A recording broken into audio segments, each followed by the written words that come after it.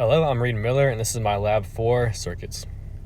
The purpose of this lab is to predict the behavior of circuits containing resistors in series and also parallel, use different meters to measure the values of conventional current and potential differences, and examine the behavior of resistors and capacitors in the circuit.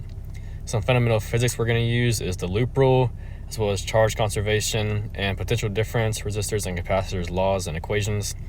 The results we found is that the model we use provides accurate values that are consistent with the values found using proven physical formulas. So we can say that the FET simulator we use is accurate with actual circuits. So we're going to use the CCK FET simulator to model different types of circuits where we can put resistors and capacitors, batteries, all kinds of stuff in where we want them to. The system is the actual circuit, surroundings everything else around it. And some assumptions we make is that the resistance within the wire is negligible, as well as resistance within the ammeter is negligible as well. So for the first part of the experiment, we're experimenting different values of current and potential difference using only a circuit with resistors in it. So first we have this circuit set up as shown with two resistors in a series. When they're in a series, you can actually add up the two R values, so we get a total R value of 147 ohms. Using Ohm's law, we can calculate the conventional current because we know the potential voltage due to the two batteries. So we figured that the conventional current should be 0.02 amperes, and we actually run the circuit. This is correct. I1 and I2 must be the same since there's no splitting of current. This is the node rule that unless there's a splitting off between a current, then it should be the same across the entire circuit.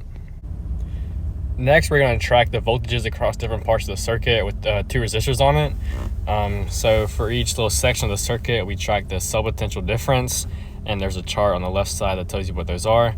And then the graph to the right is the voltages across the entire cell. The loop rule says that the voltage across the entire circuit should equal to 0. So there's the start location and end location are the same.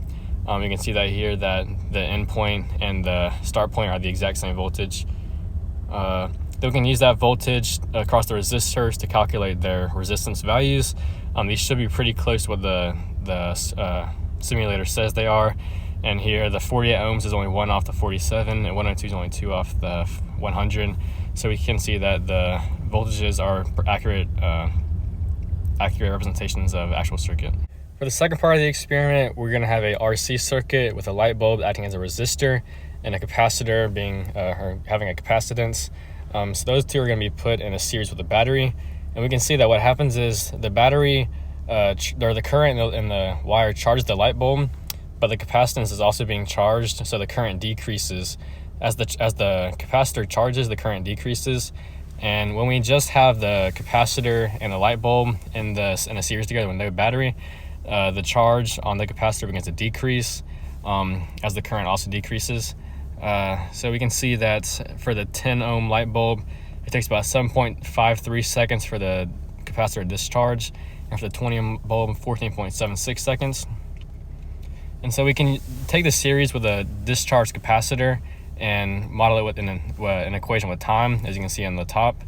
So we can measure the potential difference across this capacitor over time, and we can find a theoretical value for RC, which is the resistance value, and the capacitance value.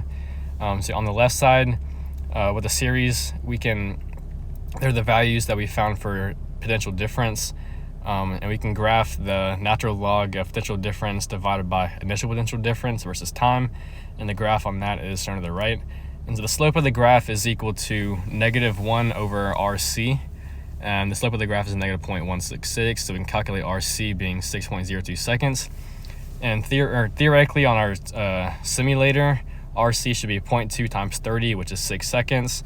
So we can see that RC on the simulator and RC from our experiment are very similar, meaning that the simulator is a great representation of a real-life circuit. What if we were doing this lab in real life and had an actual ammeter instead of a simulated one? Well, the one in real life would have some sort of resistance, which would change the potential difference across parts of the circuit. The simulator had a resistance of 0, which is not theoretically possible. And then what if we're doing this lab in real life and used a real battery to charge the capacitor with no resistance? In the simulator, the time to charge the capacitor should be equal to 0. In real life, though, the battery should have some sort of resistance, and it'd take more time to charge the capacitor. And that's all. Thank you.